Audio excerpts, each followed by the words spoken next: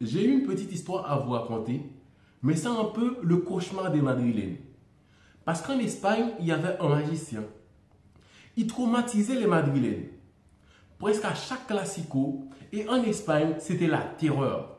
Ce joueur, il n'est plus en Espagne. Mais, mauvaise nouvelle pour les Madrilènes, bonne nouvelle pour le monde du football, ce magicien est réincarné, ou peut-être il a légué ses pouvoirs à un autre jeune magicien qui commence à traumatiser les Madrilènes.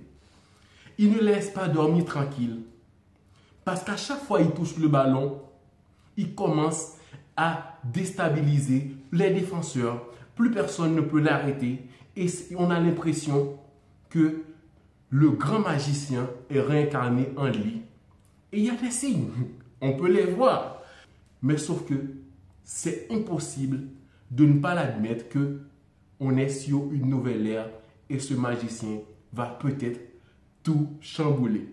Donc, comment nommer le traumatiseur des Madrilènes? Le joueur qui fait des merveilles à son âge qu'on n'a jamais vu avant. Peut-être que d'autres ont vu Ronaldo à son jeune âge, Ronaldo le Brésilien, tout ça. Mais moi, je vis Lamine Yamal. Ce joueur-là est un traumatiseur. Je ne sais pas si ce mot existe, mais il traumatise les défenseurs, surtout les Madrilènes. En ce moment, au Barça, je ne sais pas si je dois choisir Rafinha comme leader très technique, qui est toujours décisif pour dire que c'est lui qui porte le Barça, ou choisir le petit magicien parce que quand il est sur le terrain, il y a quelque chose d'autre. On sent qu'il y a de la puissance. Le Barça est beaucoup plus puissant. Rafinha, c'est un joueur très raffiné en ce moment et il est très décisif. Dans le goal, il est très juste, il définit très bien. Dribble, technique au milieu de terrain, genre il fait bouger le Barça.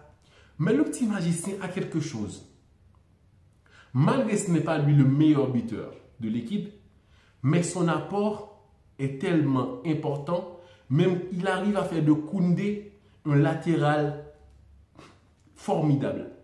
Oui, formidable, c'est pas que face à Real Betis qu'on va voir que Koundé, il est un très bon joueur. Mais quand il n'y avait pas Lamine Yamal pour défendre avec lui, pour attaquer et lui donner des passes décisives comme ça, malgré le hors-jeu, qui est vraiment incroyable, impensable, de siffler un hors-jeu parce que le joueur a un crampon qui est un peu plus, qui mesure un peu plus centimètres et que l'autre. Je ne comprends pas l'hors-jeu. Mais quand même, je me fixe sur Lamine Yamal, son apport dans le jeu du Barça. Oui, les autres joueurs sont en feu parce que le Barça, qui écrase Real Betis, c'était vraiment incroyable. Mais comment ne pas rester sur le petit magicien?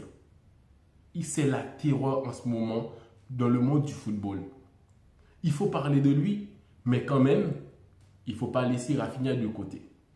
L'équipe du Barça a un très beau visage parce que Gavi, qui monte en puissance, c'est toujours un joueur que j'aime beaucoup. Il est solide, très technique. Il y a aussi Pedri qui continue à nous éblouir avec ses gestes techniques au milieu de terrain. Olmo, dans les petits espaces, il est vraiment très bon. Et il y a le bon vieux Koubarsi. Il y a le bon vieux Araujo qui est de retour. Donc le Barça est en forme. Et si ce club-là ne remporte pas un titre majeur cette saison, ça sera du gâchis footballistique. Donc, je n'ai pas beaucoup de choses à dire sur ce Barça-là que juste que cette équipe-là fait peur. Et le petit magicien, c'est un traumatiseur pour les Madrilènes. On verra ça à la fin de saison. Qu'est-ce qui se passera au Barça? Est-ce que l'équipe est vraiment de retour? Je le sens, tu le sens aussi, mais on attend les résultats.